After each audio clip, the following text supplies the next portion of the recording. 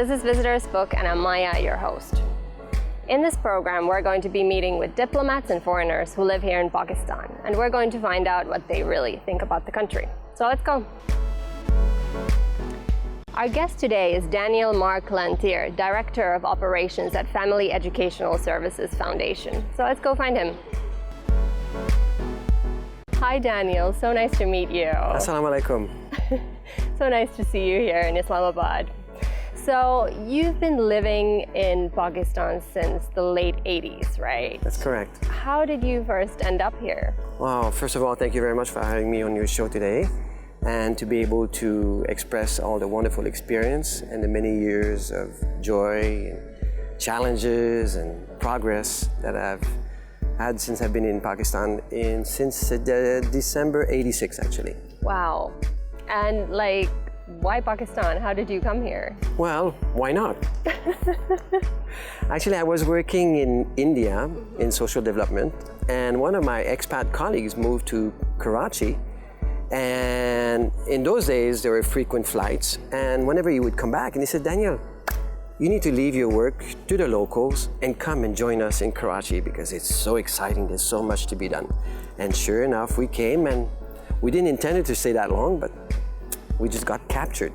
Wow. So what did they tell you about Pakistan? Like this colleague of yours, what did they tell you specifically about Pakistan? Well, first of all, I think it's a known fact that Pakistani Mehman-Nawazi hospitality is famous.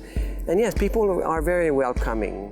And it's easy to make friendship, to connect with people. They're very open. They enjoy the company of foreigners. And we felt very, very at home from day one. So how would you describe your arrival in Karachi for the first time? What did you see? Is there something that kind of you've remembered ever since that you haven't been able to forget from that time? Well, coming out of the airport is all the hustle and bustle. And actually the new airport was not even existing at that time. So it was a very small airport. Right. And you would come out of the airport on Shara Faisal and the hustle and bustle, and that was really already very, very exciting. And the driving was very chaotic. Oh yeah, I'm sure. Very, very chaotic. How different was it to what you had seen in India? I would say, well, first of all, the number of the population is less. Okay. So that makes a very big difference because wherever you are in India, everything that can walk, move, creep or crawl is on the road. Whereas at that time in Karachi, 87, the population was almost half. So it was a lot easier to move about, yeah. Okay. So, I mean, 30 years in Pakistan is quite a long time. What was it that made you want to stay here? Like you said you were just supposed to come here for a short visit. Yeah. Well, you mentioned what was... I think when we first came, we didn't intend to stay that long. Yeah. But then the country started also having a lot of changes. That was at the time of political turmoil in the country. Right. Yeah. Days before cell phone or internet. So you had a very slow mode of communication. This was even the day before what we call pagers. Right. Yeah. Right? So if you wanted to go somewhere and you wanted to stay in touch with your loved ones, you say, okay, well, I've just reached office. I'll call you in an hour. So we had this system where we would call each other every hour. And if I would go from office A to a meeting to office B, I said, oh, I'm leaving right now. And when you arrive to office B, you say, I've reached, I'm at my meeting. Because there was no other way to communicate because the city would shut down parts of the city very, very quickly. Really created this very strong bond with the people. And I said, well, they're going through all that. I'm here. I'm going to stay and live through all of that. And I'm glad I did. I'm really glad I did. So where were you working at the time? Like, what was your first job in Pakistan? In Karachi, we were doing educational program. Okay. I was helping with the teacher training. We were helping with providing schools and different institutions with educational programs. And in those days was a slower type of process. Right. You didn't have all that resources that you have now. But wherever we went, people were very, very open, very receptive. So I spent the first 9 years in Karachi. Yeah. So 86 to 95, 94. Then I moved to Islamabad. Okay, so you spent a lot of time here as well. 9 years actually. Wow. Yeah, Okay. so I got to know the area a little bit. And Islamabad was a beautiful city to bring up young children because green, safe. And it also allowed me to see in the different parts of Pakistan. From here, I traveled all the way to Peshawar, to even all the way to Bunair and Toba, Texas. I would travel a lot. Yeah. I would name some of the place people they may like it. So I visited Peshawar, Charsada, Gaduna Mazai, Takbai, and all the way to Mansehra, Abbottabad, and Chinkyari. If you haven't been to Chinkyari, there was a beautiful project there Oh yeah. by the Wildlife Fund where they were actually breeding pheasants that were threatened with extinction. Oh wow. They were a threatened species, so that was a beautiful thing to see. And from here, when it would get really hot, then we just take the car and go up the mountains. Yeah, that's the amazing thing about Islamabad is that you're so close to all these different Yeah. areas in the north, and I mean Lahore is not too far either. But I guess when you're in Karachi, you're just kind of stuck there. You're there, and the next Yeah. city is Hyderabad, and in Yeah. between there's nothing. There's a few other places towards Baluchistan, yeah. some of the national park. But in those years, it was very restricted to Karachi because sure. the law and order situation Yeah. wasn't very, very conducive to traveling across the country. So, I mean, what did your family think about your plan to move to Pakistan permanently? What did they say in Canada? That's a nice question. Well, in the early days, if you say in the early 90s, news traveled a little slower. Right. Right? So they were relying on what they saw on TV. So when they would comment on what they saw on TV, and especially as the year progressed, all the changes and the trouble in Pakistan, people would say, "Oh, I see this on TV. It's so unsafe." Yeah. So I would reply, "Well, how big is your TV screen? Get yourself a bigger TV. There's a lot more to see in Pakistan. You're only focusing on what the TV projects, but there's a lot more beauty, a lot more kindness, a lot more generosity, a lot more philanthropy, which we'll talk about a little bit more later." So I think that's what really cemented us, the problems that we faced, and then the kindness of people, that melded us together. Absolutely, I can imagine that. But like in the 80s and 90s, Pakistan didn't really have the kind of a terrorism problem that it had, like, let's say 10 years ago. Was the image still negative at the time? Like you said, people kept hearing the news from Karachi in particular, and the perception was still like Pakistan is a dangerous country even back then, right? I think back then, because there was also the war on the border with Afghanistan. Okay, yeah. Not war with Afghanistan, but Pakistan was involved Yeah. indirectly in Afghanistan. So it was still in the news. It was still unsafe. And Right. people did not know that the war was actually like a few thousand kilometers away, and they would be worrying about us in Karachi. Yeah. So the image of Pakistan being an unstable, volatile country, I think it's always been there. Right. It's been amped later on with more social media.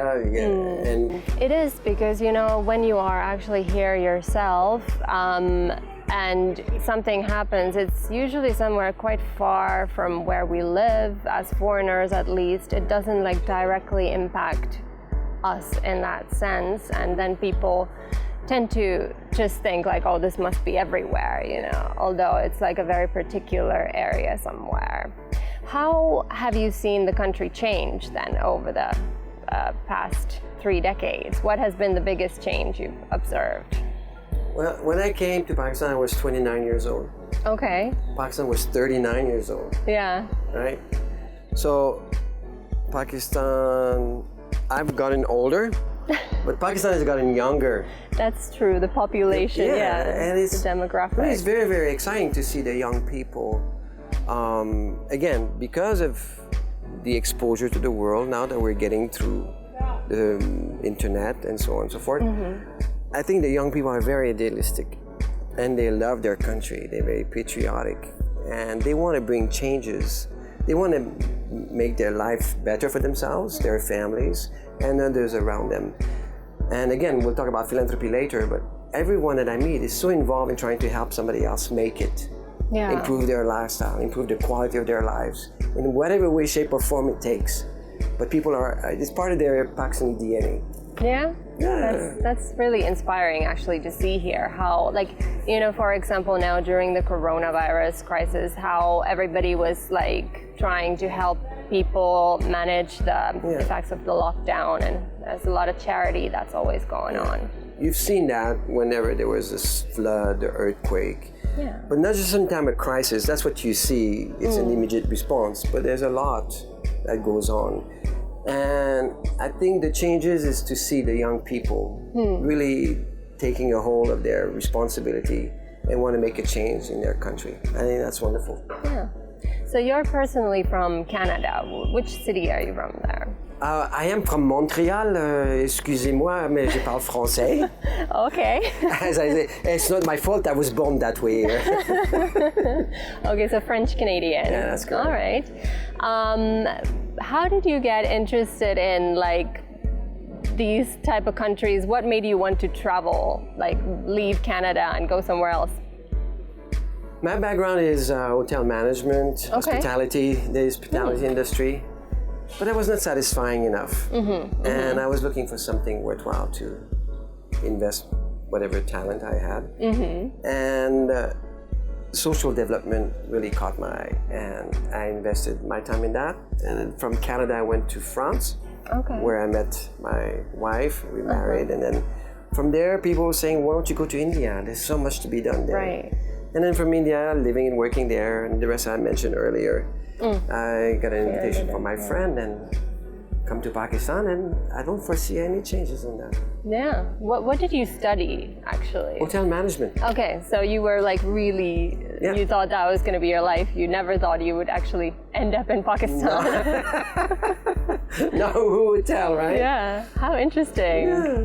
Do you think there was something particular that inspired you to leave that that dream of working in the hotel industry and leaving it behind completely? Was there something that happened? Yeah, you could say there was a crisis in my life that caused me to reevaluate my values. Yeah, that often Then happens, you realize, okay, what am I living for? Yeah.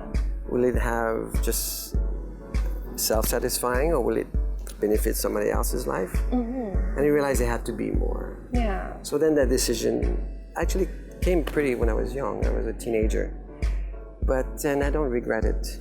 It's been a life well invested, I think. Yeah, so you feel like you're doing something very meaningful here. That's right.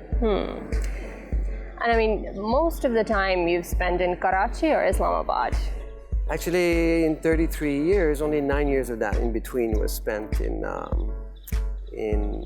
Islamabad. The rest was in Karachi. Right. And now since November, I've relocated to Lahore for another project that's very, very exciting. Oh, wow. So which one is your favorite out of these three? What would you say? Well, that's hard. That's a hard question to answer. How can you answer? They're so different. Each city has its own set of nice things and some not so nice things. But yeah, Karachi was nice for getting a lot of training, a lot of exposure. It's a very city that moves fast. There's a lot more happening because it's the size of the city, the population-wise. Yeah.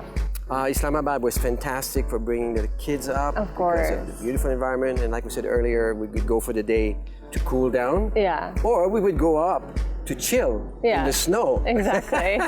So we had a lot more opportunities there. But it was nice to go back to Karachi. I missed the hustle bustle and the fast pace there. And then now back in Lahore, It's a totally people say, different "Oh, you locked down in Lahore, poor thing. You may be missing Karachi so much." I said, "Not at all. I'm happily locked down in Lahore." Yeah, I mean, Lahore definitely has a completely different vibe to Islamabad, like all the history and culture, and I love it personally. It's wonderful. It's also very green. Yeah. Karachi does not.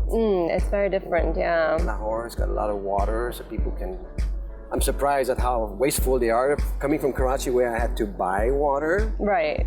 by the water tanker, and the water tanker sometimes is on strike, or there are issues, they don't come. So I have to always think about how do I use the water and ration it.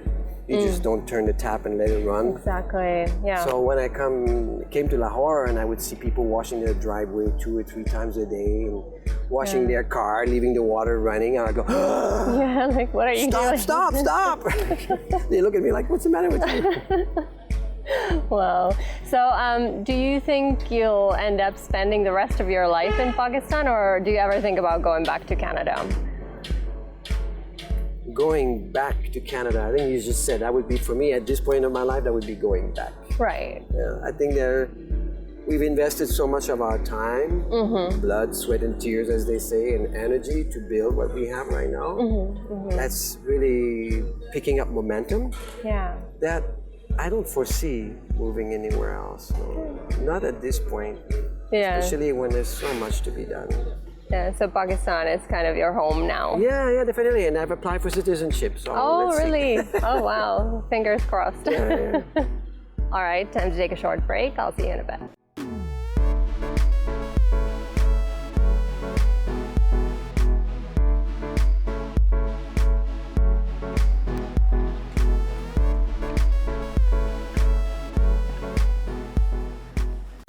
Welcome back. I'm here in conversation with Daniel Marc Lanthier.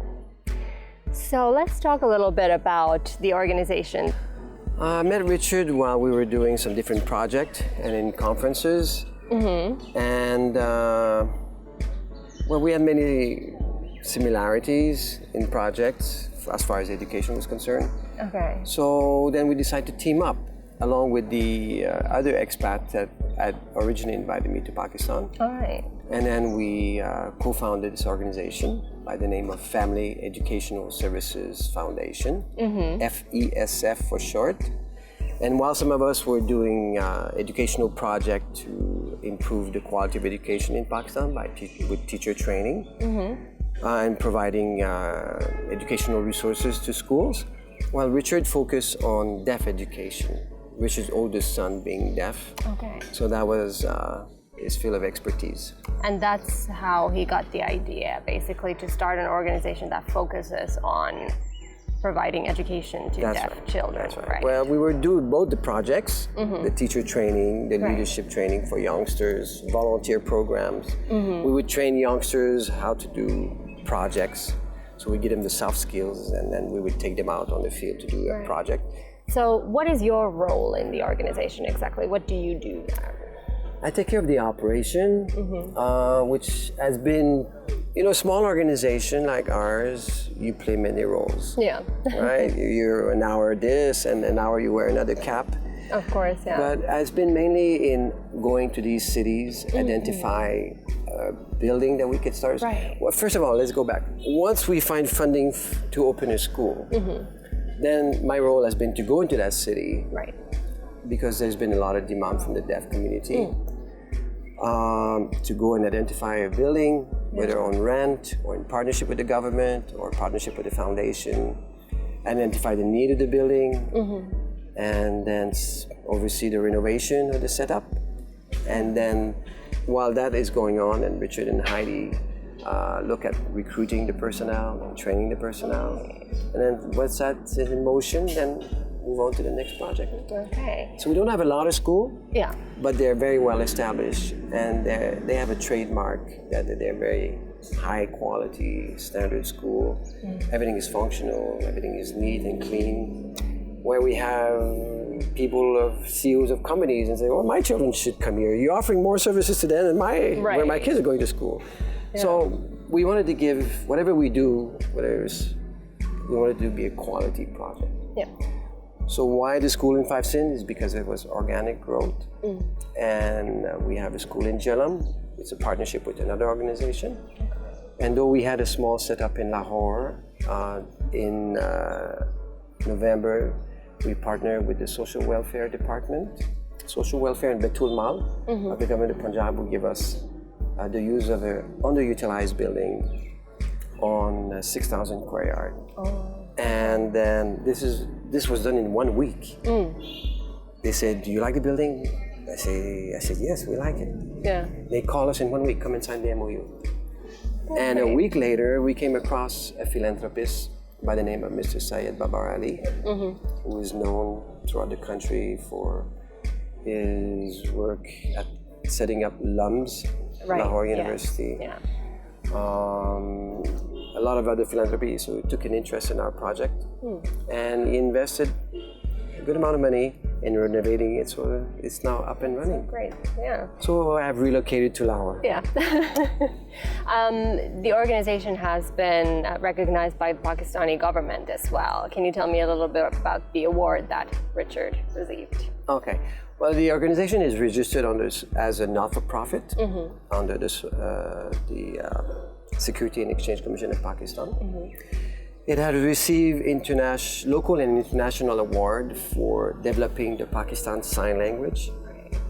So to understand the situation of the deaf community, Pakistan is a young country, we mentioned that earlier, and it has its own set of challenges to be able to stay afloat economically, politically. It has wars and earthquakes and floods. So in spite of all that, it's still moving, but they haven't had the chance to focus on many of the needs of a minority group. Yeah. So with about 1 million deaf children of school age who cannot attend school, so we felt the need was to also develop resources that would reach them in their own language. And Pakistan has its own language. Yeah. It's called Pakistan Sign Language. Okay. It's unique to the country. It's a native language of the deaf. So through various grants, we documented what was existing. For example, the visual dictionary was our first project. We documented about 3,000 signs that were existing, and we added new signs because a language is a living thing. Yeah. 20 years ago, we did not know certain words for cell phone or internet or Snapchat or whatever have you. Yeah. So some signs were created for that. And as we speak, it's now being reviewed by a consensus of the deaf community. And we would like to promote that as the official language of the country. Yeah. So having developed these resources, we received an award in 2014 from PASHA. PASHA stands for Pakistan Association House of Software. Okay. Software houses. And then we received a grant from Google. Oh, wow. We competed and won a grant. And we would develop more resources in collaboration with other organizations that had already developed resources on the digital format. And we added the sign language to it. And we put all these resources into what you call a Raspberry Pi, which is a small computer the size of your phone. Okay. And we mounted that behind a 24-inch monitor with speakers, mouse, and keyboard, and we were able to distribute 1,000 of these computers all over the country. Oh, amazing. And that got another award from Pasha in 2018, and an award from WISE Foundation, which is based in Qatar. It stands for World Innovation Summit on Education, and we received that at the UN. So that has been recognized, and the word got out that we deliver quality education for deaf people. So the governor of Sindh visited the school last year and took a real interest and submitted Richard for his nomination to receive a Sitara-i-Khidmat. Oh, wow. So that Richard received on the 14th of August. Oh, that's amazing. There'll be a celebration on 23rd March, but that's it. So we're very, very grateful for that recognition. Yeah. And by giving this recognition, it also brings the need of the deaf community forward. Yeah. And especially during this COVID crisis. Yeah. So, I mean, you mentioned that there's approximately 1 million deaf children in Pakistan, and most of them are out of school. So, can you tell me a little bit about how you reach out to these communities, how you identify the families, and then how you bring them within the whole setup? Yeah. We talk about 1 million deaf children of school age, but there's a whole segment of adults also, young adults or teenagers who haven't had the chance to go to school. Yeah. So there's a whole segment to reach as well. I'll give an example of setting up the school in Sukkur, for example, in 2009. So what we did, we went, myself, Ali Nourani, who's deaf, who's one of our first student graduates, became a teacher, who is now the regional manager that's amazing. for the employment program that we have. We went to Sukkur, and he would contact through his network the deaf community. Okay. And I would then interact with the business community of Sukkur, the government, and we had a meeting at IBA University, who were very gracious to let us use their hall and their transportation to bring the parents, and we had about 150 people showed up. Yeah. One day we advertised, and the next day and they all came. And then we explained what we would like to do, and they said, yes, there is a big need. So then we opened the school. We were expecting the school to grow slowly. We say, okay, maybe we'll reach the 100 mark after a year or 18 months. But the word got out that there is a school for the deaf and that we provide a pick and drop service. Right. This is where it's important. Yeah. There's two main obstacles for the deaf community.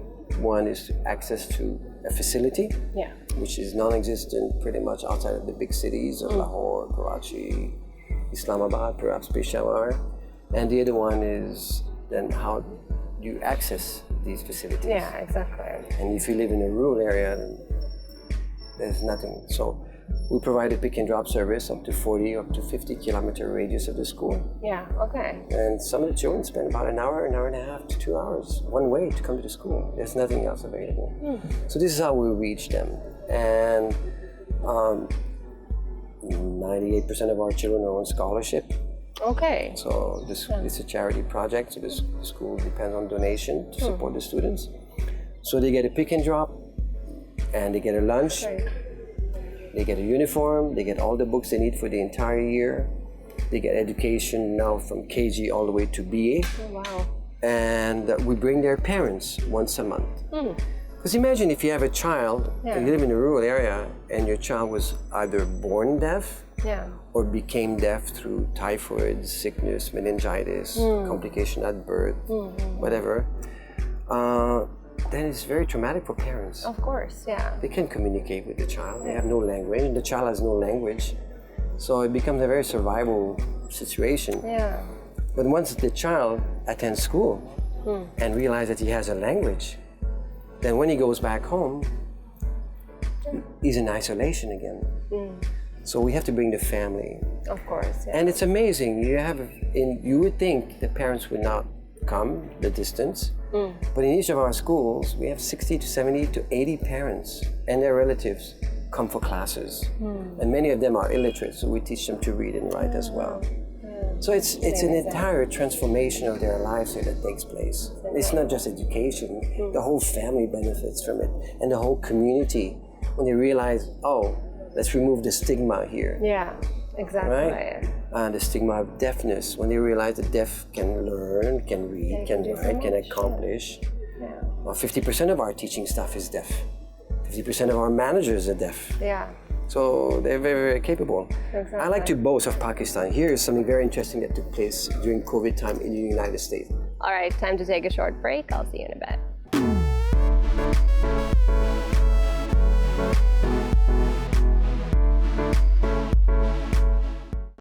Welcome back. I'm here in conversation with Daniel Marc Lanthier. So let's talk a little bit about coronavirus. How has it affected your work here? Well, first of all, the school had to close Of course, since March. So we mentioned earlier that the majority, actually 90% of our students live in hearing families. Right. So they live in complete isolation. Now, if the parents have attended some of the Pakistan Sign Language classes, then they can at least have a basic conversation. Right. But then it erodes their children's language because they do not have access to their teachers, to their classes, to their peers. Of course. So we were able to develop more resources. Actually, if you go on our website called psl.org.pk, which stands for Pakistan Sign Language, All right. then you will see the visual dictionary that has 6,000 signs. There's 45 stories, animated story in sign language for children, because we all love stories. Yeah. But who will tell stories to deaf students in sign language? Exactly. There's 250 videos for students to learn, and about 100 for teachers, to train teachers. So we're able to, various grant, now we're working on developing more of those. But the nice thing is that we received some donations from Pakistani abroad, and we were able to buy over 1,000 refurbished laptops. Oh, wow. Incredible. As we speak. And we're loading them all up with the Pakistan Sign Language resources. Some of them were already distributed as a pilot in the different cities, the different schools, and the schools have selected different students. And we have donated these computers, loaned them. It's loaded with lessons, and then the teachers go and follow up on them. Okay. So that will be able for us to continue the education of the deaf students. I mean, that's a pretty big challenge that you have there, right? Because the majority of the parents live in rural areas, or even if they live in city, they don't have smartphones. Exactly. They don't have computers, access to no internet. So we have to come up with something different. Yeah. And it's meeting the needs. And it's, in a way, the COVID is a bad situation, but it's forcing us to come up with a very creative idea, which we already had, and we're just expanding on that. All we need is more funding to be able to develop the entire curriculum. Right. That would be our goal, to develop the entire curriculum from KG to high school. Yeah. So that children can have access to education in their language. Are you planning on opening the schools anytime soon now? Today, I believe the government is supposed to give an announcement. They give the SOPs for schools. Number one is we provide transport, so social distancing. That's pretty difficult, That'd be almost impossible to do. But if the parents can bring some of the students on their own, so maybe it will be a gradual opening. Okay. There's another interesting thing. We're able also to provide many of these day wagers from our families. We're able to provide food for them since COVID started. So they get a monthly ration package. Oh, that's amazing. That's also very important. Yeah. So what about, like, in general, coronavirus and deaf people? I mean, has there been any information available about the virus in sign language or anything of that sort? The government of Sin reached out to us. We were able to do an introduction of what COVID is, social distancing, and it's been posted on our Facebook page, on our website. And because now many of the deaf, you may say deaf leaders in the community have cell phone and WhatsApp, we're able to spread that across the country. Oh, that's good. So we've made a number of videos on that, so they're aware. Somebody says, "Oh, what about mask?" Because sign language is a very complete language. Yeah, and some, I guess, read lips also, some deaf people, and then you can't see. Right. So that's been difficult for them. So in some countries, they came up with a mask where this part of your nose and face is an actually plastic sheet where you can see through. Yeah. So you have to become innovative. Yeah. But it's been difficult for them. And not only the deaf in Pakistan, even in the industrial world. Of course. Where there are more resources, more structured, more trained personnel. The deaf community has complained they have no resources to them, no information. Exactly. So it's been difficult. It's been difficult for them. But in Pakistan, again, because it's a country that's so full of opportunity, and you can have access to a lot of resources, then we were able to create all these videos. That's incredible. So what would you say, like, for people, what can they do in everyday life to make things easier for deaf people? If, like, somebody like me, what can I do if I come across a deaf person right now during the pandemic? Well, first of all, I would think it's the attitude. People can be condescending towards anyone who has a handicap. Yeah, exactly. And making an effort to try to understand what's happening and try to communicate And this is why even the resources that we have made is also, the visual dictionary is also available as a phone app. Right. So you can even type search a word and the picture will come and the signing will come with the voiceover. Okay. So that's one thing you could do. You can it would be, just imagine if you and I go to China tonight, in the middle of China somewhere. Yeah. How are we going to communicate? Exactly. That's all it is, really. That's the handicap, is to be able to bridge the communication gap. Right. And I think a lot has to do with the attitude. Yeah, it's changing like people's preconceived notions about. That's right. Yeah. There used to be an expression, you're deaf and dumb, Yeah. which meant in those days mute. Yeah. Today, dumb means stupid, right? So we just say they're deaf. Yeah. That's all. So I think that's one thing to do, because some of our deaf people had to go to hospitals and there was nobody to communicate. Oh, yeah. No That's a big interpretation problem. services. So some of these can be very traumatic incidents. It's really amazing work that you've been able to do here in Pakistan. I hope you manage to continue that. Well, you know, I want to say something about Pakistan. And I get a bit emotional. Sure. No, we've invested our life here. Yeah. And why is that? Because Pakistan made it possible. Yeah. Pakistan has given us a purpose and a meaning to our lives. They were able to do all of that with the support of people. It's amazing. And I couldn't do otherwise. For that, I'm very grateful. Yeah. So now, of course, with the coronavirus, like you said, a big part of your job was traveling around and seeing these new places where you could open a school potentially. Obviously, that hasn't been possible for you now also. During the lockdown, traveling was a problem, but now you've managed to come to Islamabad. What are you here for now? Can you tell me a little bit about that? There's a company that is called Techster, which is trying to bring some digital solution to the government of Pakistan to digitalize some of their services so that it's easier for the public to interact with the government. Okay. Or I'd like to say, for example, that Nadra has gone online. So you can apply your visa online now. Exactly. You don't have to come to an office, you convenient. don't have to wait for months. And so that is proving to be very beneficial. So that company is launching some of their product and try to engage the government. And they basically signed an MOU with us as one of their preferred charity, saying that X% of their profit will be given to deaf-frees to be able to expand our project and our program. And so I'm here tonight to be a guest speaker and to show them what deaf-frees is all about. Excellent. How has it been for you personally handling with this situation? Like, did you find it difficult not to be able to travel, or that you had to mostly stay at home and you weren't able to work the way you used to? Yeah, I enjoy interacting with people. Yeah. So to be locked down was difficult.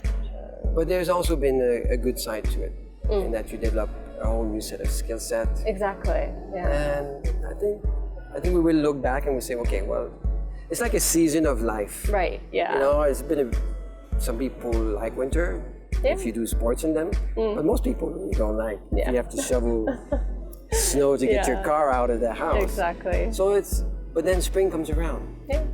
So we're looking at forward to spring. Everything always changes, right? Yeah, so I think it's going to be good. What do you normally like to do in your free time here in Pakistan? Free time. Do you have any free time? It starts early in the morning in my case. Okay. And that's another change in Pakistan that has been beautiful, is that 15 years ago, a friend of mine started what they called a bicycling club. Okay. The Critical Mass Karachi. And when we started, there was only about a dozen of us doing bicycling around Defense Housing Authority, DHA in Karachi. Right. And now you literally have thousands of people doing bicycling in Karachi, and each section of the city have their own club. Wow. And they do rides, family rides, races, competition. And so I also joined one of those clubs in Lahore. Okay. So I do bicycling, short, early morning before going to work with a group of other businessmen. And we start very early, though. Because of the weather, right? Yeah. We start at 5 o'clock.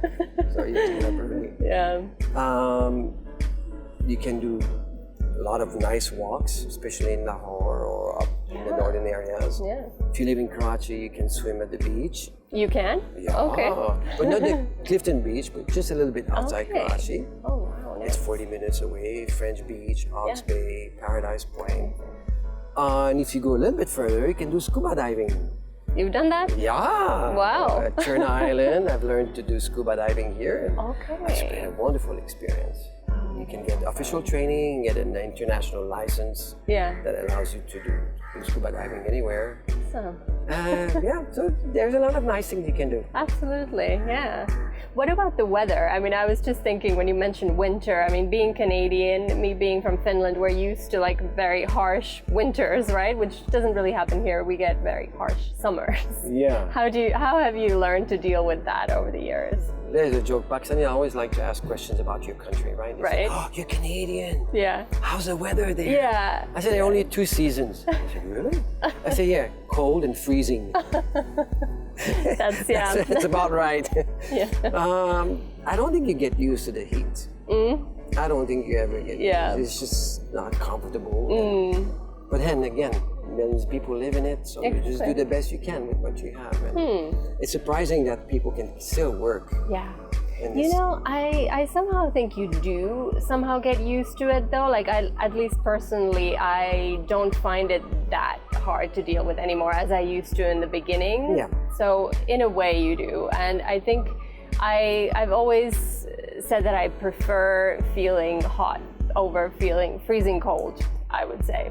Yeah, I could say that. Yeah. And I think maybe, though you don't like the summer, I think maybe your body adjusts. Yeah. Or you adjust your expectation of how much you can get done. Yeah, exactly. If you do that, then you're a little more chill. Yeah.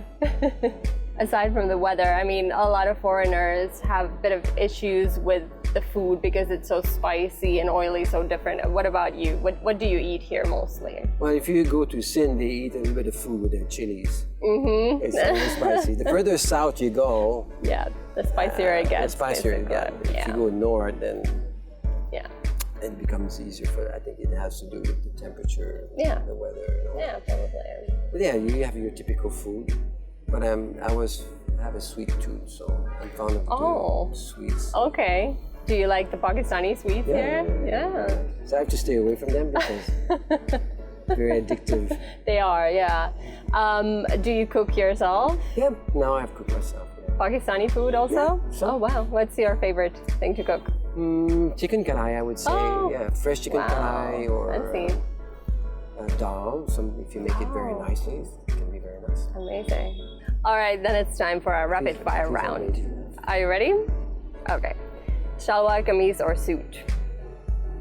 Suit. Okay. Lahore or It Karachi? depends on the location. All right. Okay. If you go in the rural area, suit is always nice. Shalwar kameez is nice. Of course, it's very comfortable.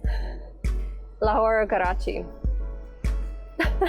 Impossible to answer, right? Both. Yeah? Both. Okay.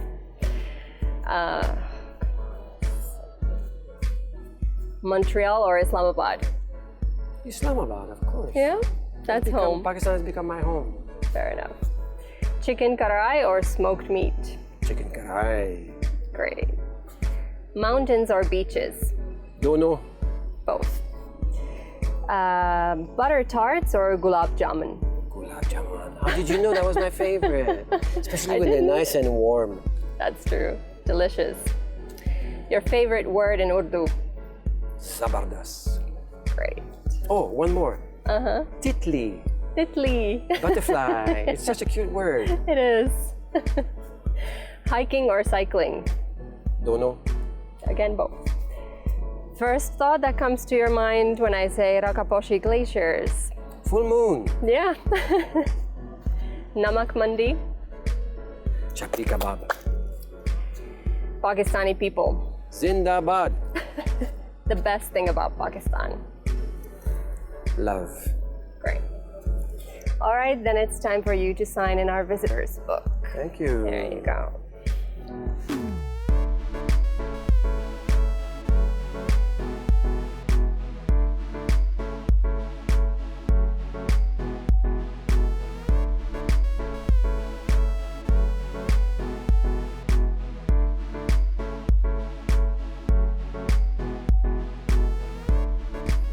right, let's see what you wrote.